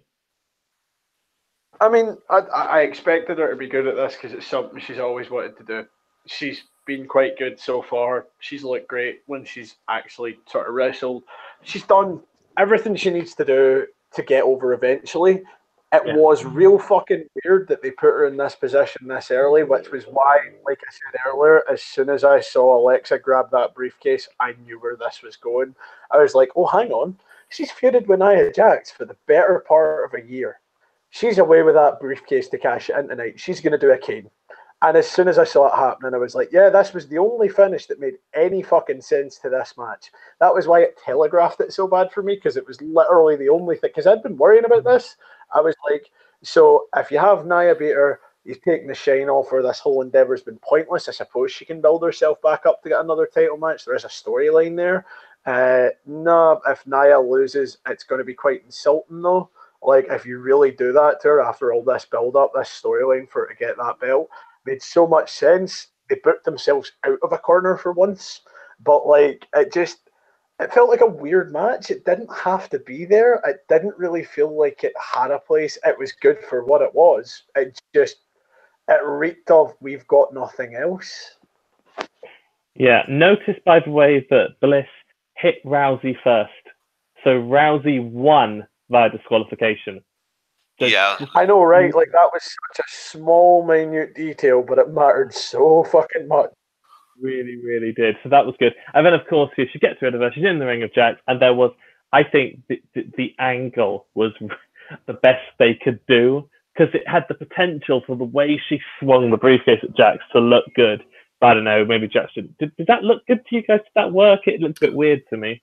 Yeah, it looked all right. It looked as good as it could when you knew she wasn't allowed to hit her in the head. Oh, speaking of hitting in the head, we completely glossed over this earlier. Anyone else notice a chair shot to the head in the fucking AJ Shinsuke match? Yes, absolutely. I did notice that, but they then said it was hit on his shoulder. Yeah, I'm like, why are you covering this up? That clearly fucking happened. They both would have been fined for that. They do that. They fine them for that. So, yeah, very, very. I don't suppose it was deliberate, to be honest with you, because, yeah, really, really, really weird. And actually now, an unprotected chair shot to the head just looks unsettling. I don't like it at all. I don't suppose it was deliberate, no, but I also don't suppose it was accidental. I think there may have been an element of instinct took over here, because these two guys are having the matches they had in Japan. Yeah. It really was like sort of one of those like sort of reflex spots, and when I saw it, you could see in his eyes as well. He's like, "Oh no, I fucked up. I really shouldn't have done that. Why did I do that?" Like, it clearly wasn't intentional. It wasn't, I'm going to go out here and deliberately break this rule. It was I think it just muscle memory. Yeah. Your point with the briefcase, though, yeah, it looked as good as it could have looked without being able to take a shot at someone's head. I mean, the only person who has the luxury of making a briefcase attack look good now is The Miz, because you can put an aluminum fucking front on it, an aluminum. Oh my god, I'm turning into one of them. You can put an aluminium front on it. You can have him do the skull crushing finale, get his hands out. It's a safe bump. There's really hitting her on the leg, trying to take that shit out. It at least made some form of sense. Hitting her on the arm, she'd had the arm bar. I got it. Yeah. It was as good as you could have done with it. It didn't look good. I think Jack should have probably sold it a bit better, like screaming, rolling, even clutching her arm to show, after the arm bar.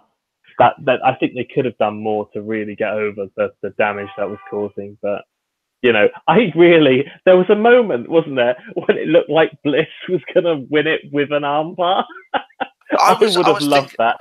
I would have loved that as well. I would have loved that little bit of rubbing it in to Rousey's face that you didn't get the job done because I took you out, but I got the job done with your fucking move.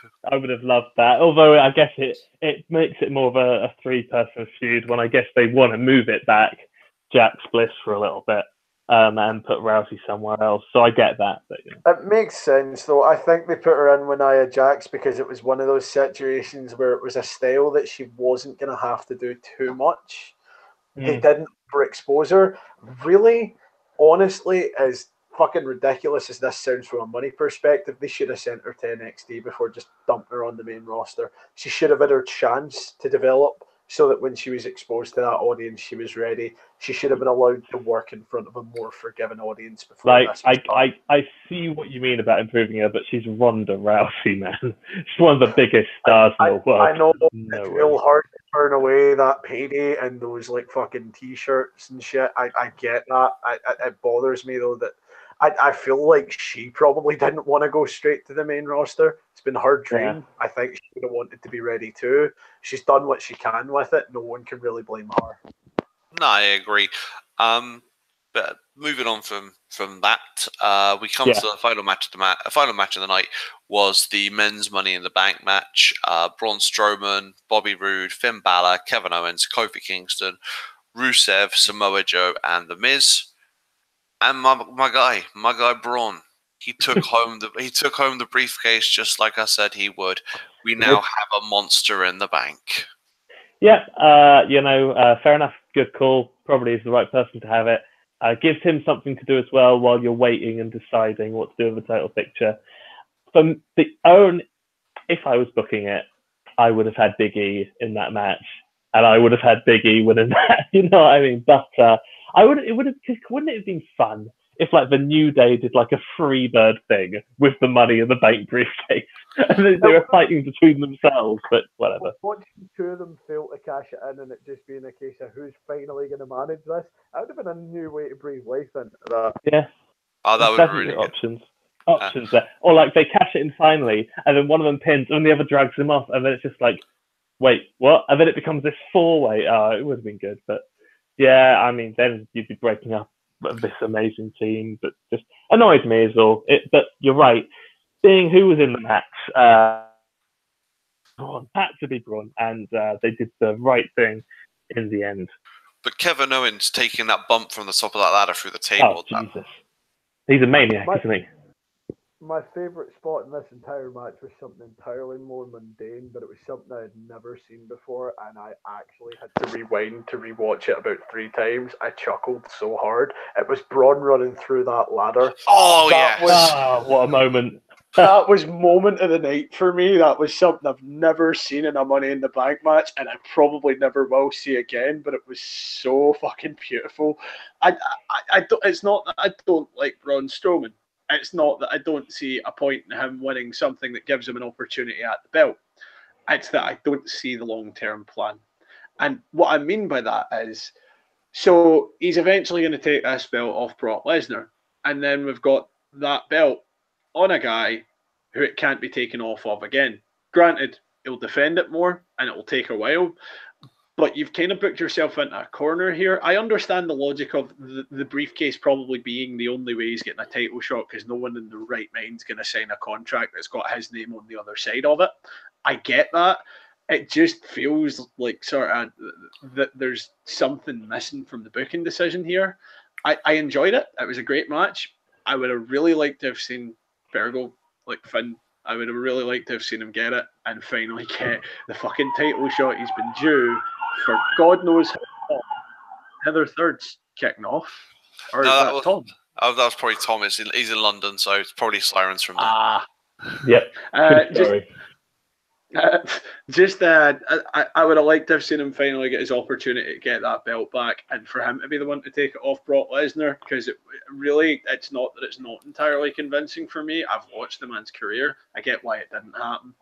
There were lots of palatable options here, though. I genuinely don't think there was anyone I looked at in this match and I went, I'm going to be really upset if you win this, which was weird because it's pretty rare when they do these huge ass multi-man matches that they don't have at least one spoiler option for me that I'm looking at going, God, why are you there? Please don't. Like, it was great. Braun looked great. I was like, I loved as well the horror movie villain spot where Fergal's going towards those ladders, and I'm like, don't go there. Don't go there. We all know how this is going to... Yep, that's exactly how it ended. It was a lovely bit of camp that worked so well. This was probably, surprisingly, one of the best Money in the Bank matches that there's been in quite some time. I was genuinely... I mean, don't get me wrong, the only thing that tops it is 5 men having a civilized debate above top ladders prior to kicking off that match. But even then, the match overall was probably the best one that there's been in fucking ages. It showed that you can still do these in a way where it's entertaining for the crowd. There was no dead in it, which was good. But the reaction that you got from the crowd was kind of lackluster because you'd shoveled shit down their throat for a wee while. It was what it was. It was a great match. Good Braun Strowman got it. Love the ladder spot. Definitely. Speaking of the fact that Brock Lesnar is currently the champion, Braun may take it off of him. Apparently, according to what I've read online, and we can always take online with a pinch of salt, there's talks that either they're going back to the whole "we don't know what Brock's doing" kind of shtick they had previously, and he might not even be at SummerSlam. Part of me is just sick and tired of Brock Lesnar just going, I'm Brock Lesnar, I'm going to do whatever the fuck I want. The title's on me. I don't give a shit. I'll turn up when I want. I'll work when I want. This is what I want to do. Daniel Bryan, when he was injured and couldn't defend his belt for 30 days, had to relinquish it. Yeah. Brock Lesnar does not defend his title for 30 days regularly. Why has he not been stripped of his belt? Oh, that's right, because Vince is up his fucking ass. That's why. Yeah, do you know what, though? It doesn't do anything for the belt, does it? That's the thing. Just weird. Long term, I think we all see where this is going. I think we do, because we're coming up to a big four. Who's always in the main event, a big four? Big Match John? No, not Big Match John. I could take Big Match John. That would actually be very nice. Oh, you think it's going to be Roman again? Fuck off, yeah, it's going to be Roman. What's going to happen? Roman's going to take that belt off him. He's going to have it for a cup of fucking coffee. Out comes Braun Strowman. Instant monster babyface. Yeah. Like what they did with Sheamus when he cashed that fucking briefcase in on him. I don't think they're dumb enough that they don't see that they can't put that belt on him and have it. It's one of those cases where I don't really want to shovel through that shit. I don't. Not unless it's literally 20 minutes of Brock Lesnar beating the living fuck out of him, because that's the only time I've been entertained with the two of them in that match. When his forehead got cut and I'm like, oh, okay, we've done this again. Look, Roman's dripping in blood. I shouldn't enjoy this, but I am. I feel like a bad human being for how much I'm enjoying this. But it's almost like a catharsis because of how much of your shit I've had to put up with.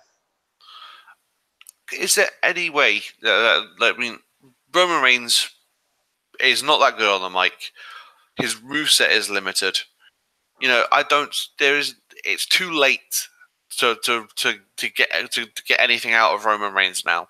It seems that Vince McMahon is stuck going, you're going to like Roman Reigns. You're going to like Roman Reigns. I tell you, I'm going to make sure you like Roman Reigns. Damn it. You're going to like him. And we're just going, no, Vince, we don't like him. Nothing you can do will ever make us like him again. It is too late. Even if you turn him heel, it's too late for Roman Reigns. Can you just say this was a failed experiment and kick him out of the fucking company so he can go and do something else and maybe come back when he's a bit better, say in 10 years' time? He might have eventually gotten better by then. I don't think it'll ever be better. I don't think it's. You've got knowing a World Heavyweight Championship match, I think, would be the summary there. It's one of those things, though. It pretty much comes down to I think they're smarter than we give them credit for sometimes. I think they're keeping them in the main event scene so it's credible when they stick them in. And what you get out of Roman Reigns is, like I said, instant monster baby face in a can.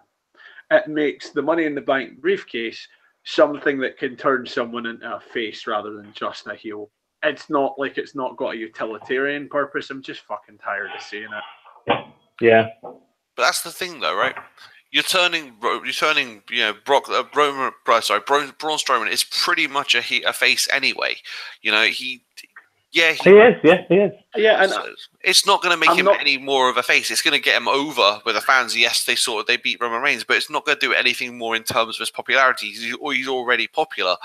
If this was Braun Strowman cashing in on Roman Reigns, and it means that Roman Reigns turns heel, then that would be okay. You know, at least they're trying something different, but it's not going to be that.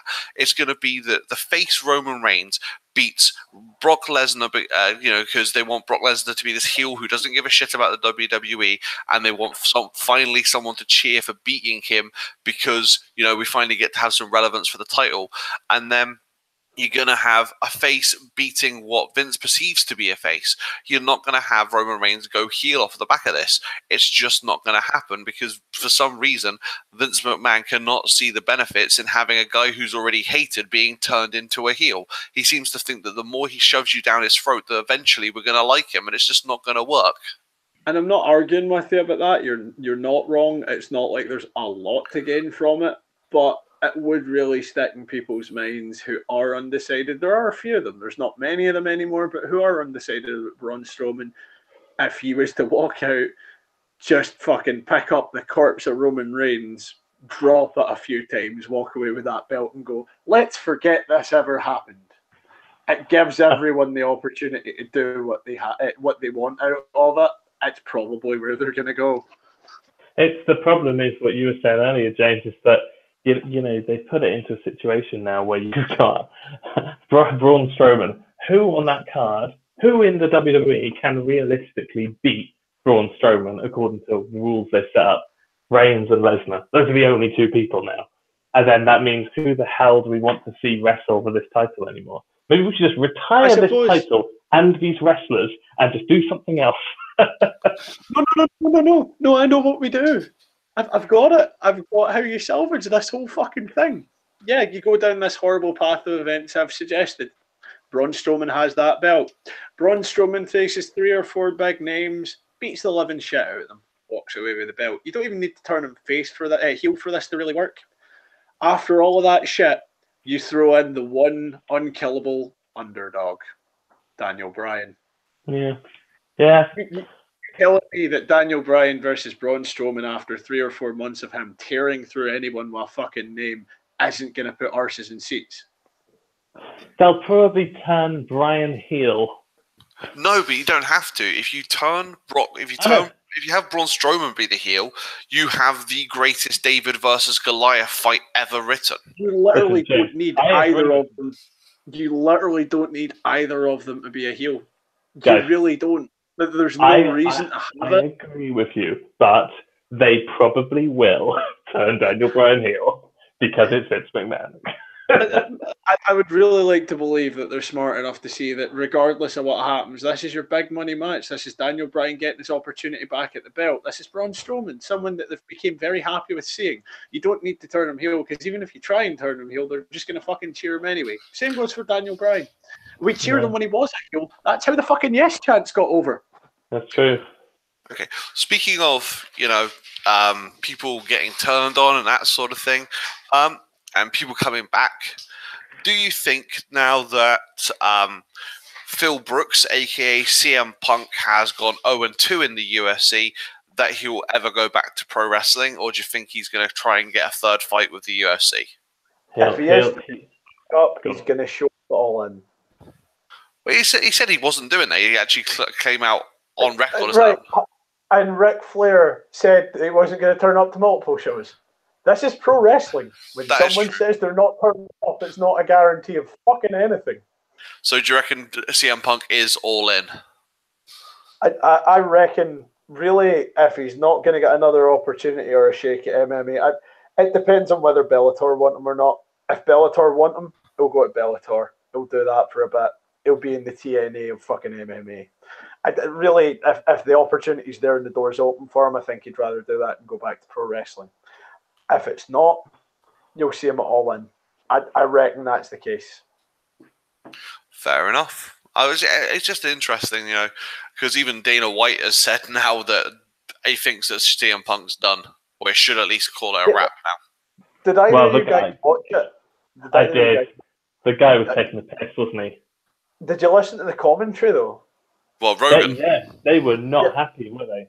Like, I just wanted to smack 7 shades of piss out of Dana White, though, because it felt so fucking disrespectful, like, the entire way through. Like, it reeked of, look how much better my product is than WWE. Fuck off, mate. Like, he's actually made an effort. He's got back in. He's tried it. He got on better than last time. He got gassed early. It's maybe not for him. There's still no reason for you to take this to the places you're taking it. You're just being a piece of shit. The thing is that the guy that he was fighting should have finished the match way. He should have finished that bout in the first round. He had opportunities, but he was just showboating. Like White was pissed for both of them, wasn't he? Because the guy should have just taken him down and said, "There you are, it's over." But he was also the kind of piece of shit that's like just like talked nonsense for the whole thing. Like Dana White, for someone who is so adamant to profess that his product is completely different to professional wrestling, really does try and build angles the exact same way professional wrestling does. And then he derides professional wrestling for doing it in the process, but he's doing the same shit. Like, you can't have your cake and fucking eat it, mate. Either this is a ridiculous soap opera that people should be ashamed of liking, or you're not doing the same shit, or it's a legitimate way to build entertainment and you're doing it. It's one or the fucking other. No, I agree with you. But I think we've kind of covered all the bases tonight. We've done our top 5. We did NXT TakeOver. We've done Money in the Bank, and we've spoken about a bunch of random shit as well. So I think now's probably as good a time as any to call it a night. Yeah, sounds about right to me. No worries. Fair enough. Good show, good chatting. Enjoyed this one, guys. I think we got to the bottom of a lot of important things. Definitely, I think we've put the worlds to rights, and you never know. Maybe WWE will listen to this and go, "Those guys are onto something. Let's put them in creative instead." Or our usual 20 will listen to it, and I'll just be happy doing it. Either way. Precisely. But well, from myself, it's good night. Yeah, for me too. Good night. And it's time. It's Vader time from me. Good Good night, guys. Thanks for listening.